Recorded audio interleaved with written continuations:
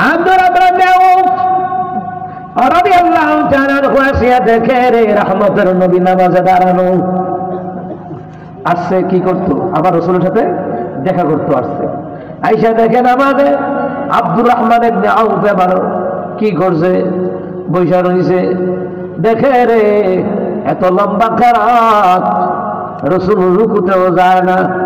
হে মনে মনে কয় এত লম্বা নামাজ আমি জীবনে দেখি নাই।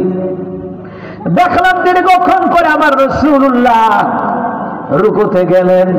রুকুতে গিয়ে কি পড়ে? সুবহানা রাব্বিয়াল আযীম। ঠিক নেই? কথা কয় না? রহমতুল নবী এত দীর্ঘ রুকু করলেন, এত লম্বা রুকু করলেন। এইবার রুকু থেকে দাঁড়ালেন। সামিআ আল্লাহু লিমান হামিদা রাব্বানা লাকাল হামদ হামদান কাসীরান তাইয়্যিবান মুবারাকান ফীহ। লম্বা করে দাঁড়ালেন। এবার নবী আলাইহিস সালাম সিজদায় গেলেন, লম্বা সিজদা। 2 রাকাত নামাজ আদায় করেছে প্রায় আধা ঘন্টার মতো। কয় ঘন্টা? আমরা দেখো 2 রাকাত নামাজ তো হুজুরে বেশি না, 15 মিনিট লেট করে। মুসল্লিরা কইব কাল খাতার নামাজ হইতাম না। কথা কন না কেন? 2 রাকাত নামাজ যদি হুজুরে 15 মিনিট লাগায়, দেখবেন দেখে মাঝে মধ্যে ইমাম সাহেবরে কইেন পরীক্ষা করতে বললা মুসল্লি কত ধৈর্যশীল। আর যদি বেশি না 4 রাকাত নামাজ 15 মিনিটে দেরি করে, কইব না আমরা হুজুর না নামাজ বেশি লম্বা হয়ে জায়গা। আর আমার রাসূল কয় যার নামাজ যত লম্বা তার জীবনের সফলতা তত লম্বা করে দিবে আল্লাহ তাআলা। তার রাসূলুল্লাহর মহব্বতে চিৎকার দিয়ে বলেন সুবহানাল্লাহ। নবী আমার নামাজ আদায় করিয়া সালাম ফিরালেন। সালাম ফিরিয়ে দেখে রে নবীর সাহাবী আব্দুর রহমান ইবনে আউফ বসা। আব্দুর রহমান রে কেন আসলে আমার কাছে? আব্দুর রহমান বলে নবী গো আসছিলাম আপনার সাথে কথা বলবো। রাসূলুল্লাহর সাথে কথা বললে মনটা শীতল হয়ে যায়। সুবহানাল্লাহ কন্যা।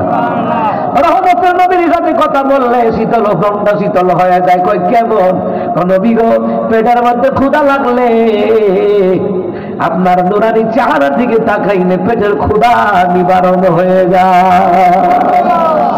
ভাই সাহেব এর কথা হইতো না এর না ইয়ে বলুন কা কিন্তু গুরুর গুরুর কথা তো দিন লিখে না হয়তো আমরা কদিন পরে বোন দিই তো বোকা এখন আই করছি হানো হ্যাঁ যুব কল্যাণ বাইরা ভিতরে আইয়া বইয়া লোকা লা ইলাহা ইল্লাল্লাহ জোরে লা ইলাহা ইল্লাল্লাহ জোরে লা ইলাহা ইল্লাল্লাহ জোরে লা ইলাহা ইল্লাল্লাহ। যারা তারা সব বসে পড়ে আগে আচ্ছা আইয়ে ওখানে কইতেন না নাকি? একটু জোরে জোরে জিজ্ঞেস করে মেহনত হলে না তারপর একটা মজা পাইতেন। মেহনত না করলে কি খানা মজা লাগে নাকি? একটু মেহনত করলে তো মজা লাগবে। ঠিক নেই? লা ইলাহা ইল্লাল্লাহ। তাবারুক দেওয়ার সময় যারা আইব তারা গাউন যেত না। যারা ওয়াজ হইনা মেহনত করছে তারা তাবারুক খাইব। ঠিক না? পরে আইলে দেওয়া দেবি নাই। আবার কোন লা ইলাহা ইল্লাল্লাহ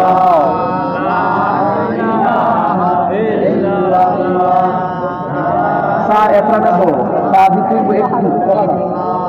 লা ইলাহা ইল্লাল্লাহ জোরে লা ইলাহা ইল্লাল্লাহ জোরে লা ইলাহা ইল্লাল্লাহ আসমান জমিন গায়রুল্লাহ চন্দ্র সূর্য গায়রুল্লাহ আসমান জমিন গায়রুল্লাহ চন্দ্র সূর্য গায়রুল্লাহ শুধু তুমি মাবুদ আল্লাহ লা ইলাহা ইল্লাল্লাহ জোরে লা ইলাহা ইল্লাল্লাহ জোরে লা ইলাহা ইল্লাল্লাহ লা ইলাহা ইল্লাল্লাহ মুহাম্মাদুর রাসূলুল্লাহ সাল্লাল্লাহু আলাইহি ওয়াসাল্লাম।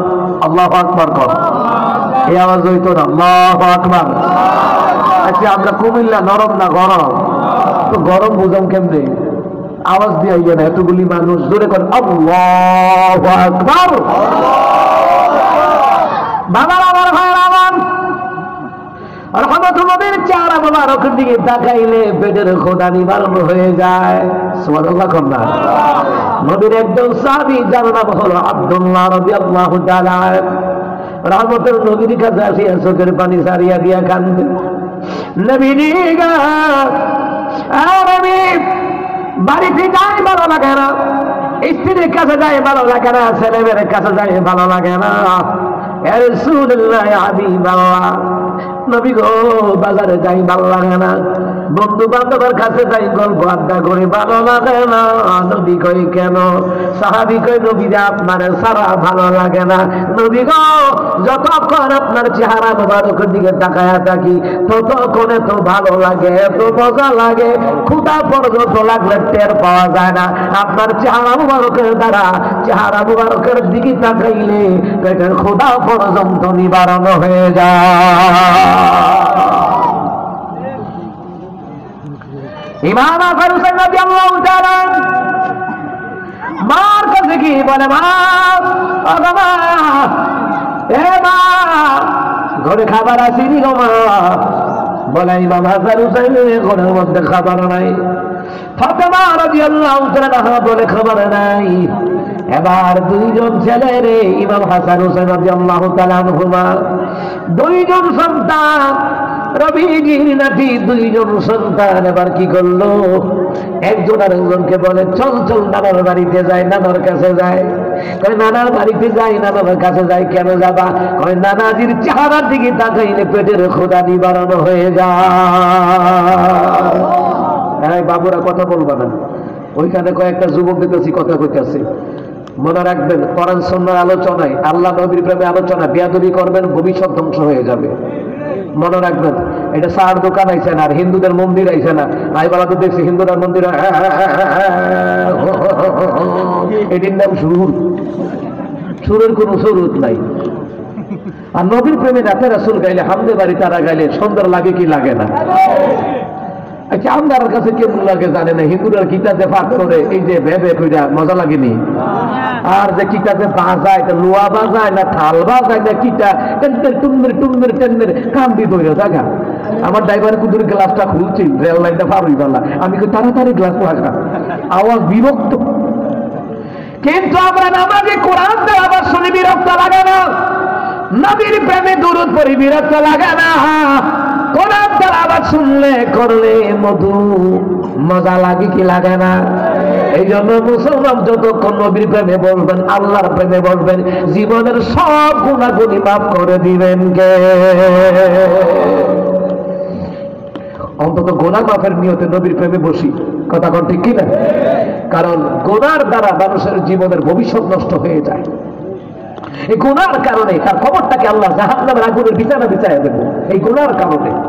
এই জন্য সাবধান, এখানে বিয়াদবি করবেন না।